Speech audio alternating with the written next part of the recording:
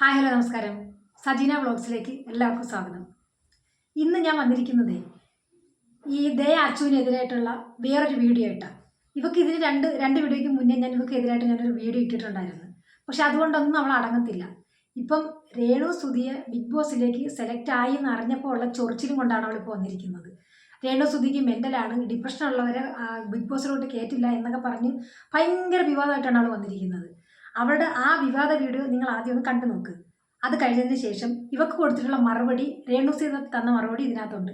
ആ വീഡിയോ നിങ്ങളൊന്ന് കണ്ടു നോക്ക്. ഹായ്, ഞാനിപ്പോൾ പറയാൻ പോകുന്നത് ചിലർക്ക് ഇഷ്ടപ്പെടാം, ചിലർക്ക് ഇഷ്ടപ്പെടാതിരിക്കാം.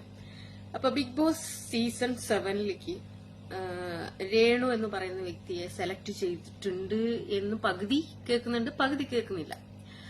അപ്പോ ഇത് എന്റെ മാത്രം എനിക്ക് ഉള്ള അഭിപ്രായമാണ്. അതിൽ ചിലർ കുശുമ്പായിരിക്കാം, കുന്നായ്മയാണ്, അത് ഇതെന്നൊക്കെ പറയുമായിരിക്കും. പറഞ്ഞോട്ടെ, എനിക്ക് കുഴപ്പമില്ല. പക്ഷെ സത്യസന്ധമായ കുറച്ച് കാര്യങ്ങൾ എനിക്ക് ഈ ബിഗ് ബോസിനെ കുറിച്ച് അതിൽ പങ്കെടുത്ത ഒരു വ്യക്തി എന്നുള്ള നിലയിൽ എനിക്ക് പറയാനുണ്ട്. ഈ ബിഗ് ബോസ് ഷോയിൽ പോകുമ്പോൾ നമുക്ക് ഒരുപാട് ടെസ്റ്റുകളുണ്ട്.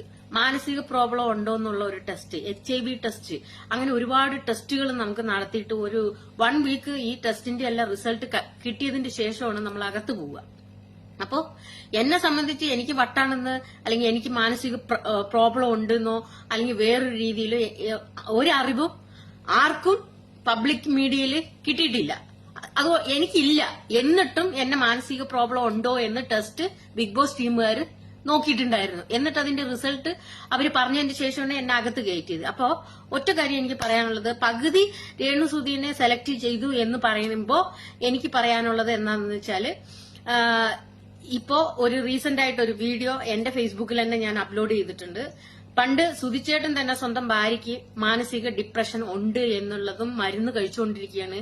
കുറച്ച് ടെൻഷൻ കിട്ടിയാൽ പുള്ളിക്കാരത്തേക്ക് അത് കൂടും, മരുന്ന് കഴിച്ചുകൊണ്ടിരിക്കുകയാണ്, അതുകൊണ്ട് ഞങ്ങളെ ഒന്നും പറയരുത് എന്ന് പറയുന്ന ഒരു വീഡിയോ ഞാൻ എന്റെ ഫേസ്ബുക്കിൽ തന്നെ ഉണ്ട്. പഴയൊരു ഇന്റർവ്യൂ ആണ്. അപ്പോ സ്വന്തം ഭർത്താവ് ഭാര്യയ്ക്ക് മാനസിക പ്രോബ്ലം ഉണ്ട് എന്നുള്ളത് തുറന്നു പറഞ്ഞിരിക്കുകയാണ്.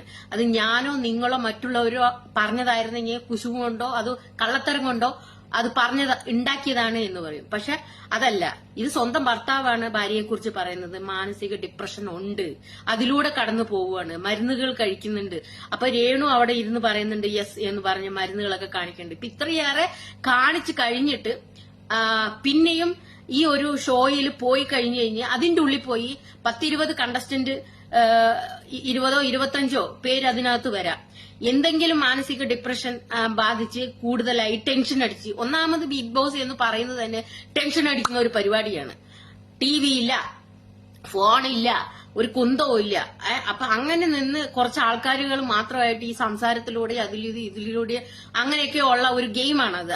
മാനസിക ഡിപ്രഷൻ നമുക്ക് ഇല്ലാത്തവർക്കും കൂടി ഉണ്ടാവും. അങ്ങനെ അപ്പോ മാനസിക ഡിപ്രഷനേ ഇല്ലാത്തവര് അതിനകത്ത് പോയിട്ട് കാട്ടിക്കൂട്ടിയത് എന്താണെന്നുള്ളത് നമുക്ക് വളരെ വ്യക്തമായിട്ട് മനസ്സിലായിട്ടുണ്ട്. നമസ്കാരം, ഞാൻ രേണു സുധിയാണ്.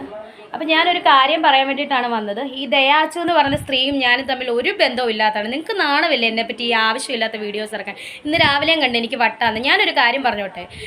ആദ്യത്തെ ഡെലിവറിക്ക് ഞാൻ ഒരു ഡെലിവറിയെ ചെയ്തിട്ടുള്ളൂ. ആദ്യത്തെ ഡെലിവറിക്ക് ശേഷം 95% സ്ത്രീകൾക്ക് ഉറക്കക്കുറവും സംബന്ധിച്ച് കാര്യങ്ങളൊക്കെ വരും. അതിന് ഞാൻ ഹോമിയോ ഗുളിക കഴിച്ചെന്നുള്ള സത്യമാണ്. സൂചന പറഞ്ഞ സത്യമാണ്, ഹോമിയോ ഗുളിക കഴിച്ചിട്ടുണ്ട്. അല്ലാതെ എനിക്ക് വട്ടോ മാനസിക രോഗങ്ങളോ ഒന്നുമില്ല.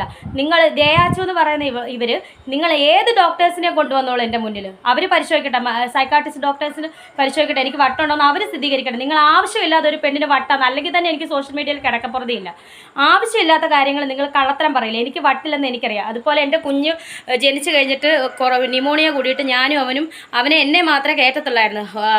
സായിപ്പിൻ്റെ ആശുപത്രി ഒരു 7-8 ദിവസം കിടന്നതാണ് ICUയിൽ എന്നെ മാത്രം. അന്ന് ഞാൻ കുഞ്ഞിനെ നോക്കിക്കൊണ്ട് ഉറക്കമില്ലായിരുന്നു. ഡെലിവറിക്ക് ശേഷം കുറച്ച് ദിവസത്തിന് ശേഷമാണ്. പ്രസവരക്ഷ ഒന്നും നേരെ ചെയ്തില്ല. അതിനാണ് എനിക്ക് പ്രശ്നങ്ങൾ വന്നത്, ഉറക്കക്കുറവൊക്കെ വന്നത്. അല്ലെങ്കിൽ എനിക്ക് വട്ടുമില്ല, മാനസികമില്ല. മേലാൽ ആവശ്യമില്ലാത്ത ഇടരുത്. വട്ടാന്ന് പറഞ്ഞിടല്ലേ. എനിക്കൊരു മാനസികമില്ല, വട്ടുമില്ല. ഓക്കെ, ഇതെനിക്ക് നിങ്ങളോട് പറയണമെന്നുണ്ടായിരുന്നു. Thank you. ഇവക്ക് ഇതെന്തോത്തിന്റെ കേടാണെന്ന് എനിക്ക് എത്ര ആലോചിച്ചിട്ടും മനസ്സിലാവുന്നില്ല. ബിഗ് ബോസിൽ എന്താ അവളെ പോലുള്ളവർക്ക് മാത്രമേ കയറാൻ പറ്റത്തുള്ളൂ. അപ്പം ഈ കൊച്ചിന് ഇപ്പം മുന്നോട്ട് വന്നിരിക്കുന്ന ഈ ഓപ്പർച്യൂണിറ്റി ഇല്ലാതാക്കുക എന്നൊരു ലക്ഷ്യം മാത്രമേ ദയാച്ചനുള്ളൂ. എന്തായാലും ഈ ദയ ഇട്ട വീഡിയോയും അവക്കെതിരായിട്ട് രേണു സുധി ഇട്ട വീഡിയോ നിങ്ങളൊന്ന് കണ്ടു നോക്ക്. ഇതിൽ ആരുടെ ഭാഗത്താണ് ന്യായമെന്ന് നിങ്ങൾ തന്നെ തീരുമാനിക്കുക. ഓക്കെ, കണ്ടല്ലോ. രേണു സുധി സത്യസന്ധമായിട്ടുള്ള മറുപടി പറഞ്ഞിട്ടുണ്ട്. ഈ ഡെലിവറി കഴിഞ്ഞപ്പോൾ ഉണ്ടായിട്ടുള്ള ചെറിയൊരു ഡിപ്രഷൻ, അത് ഈ സ്വാഭാവികമായിട്ട് എല്ലാവർക്കും ഉണ്ടാകുന്ന ഒരു സംഗതി തന്നെയാണത്. അതിനെ പൊക്കി പിടിച്ച് മെൻ്റലാണ്, അവൾ ഭ്രാന്തിൻ്റെ ഗുളിക കഴിച്ചുകൊണ്ടിരിക്കുകയാണ്, ഭ്രാന്താശുപത്രി കിടന്നാണെന്നൊക്കെ പറഞ്ഞു വരുന്നതിനകത്ത് എന്തെങ്കിലും അർത്ഥമുണ്ടോ? എന്തായാലും ഇത് കണ്ടല്ലോ, കണ്ട നിങ്ങളുടെ അഭിപ്രായങ്ങൾ കമൻറ്റുകളായിട്ട് രേഖപ്പെടുത്തുക. ഓക്കെ, അടുത്തൊരു വീഡിയോ ആയിട്ട് കാണുന്നവരേക്കും താങ്ക്സ്.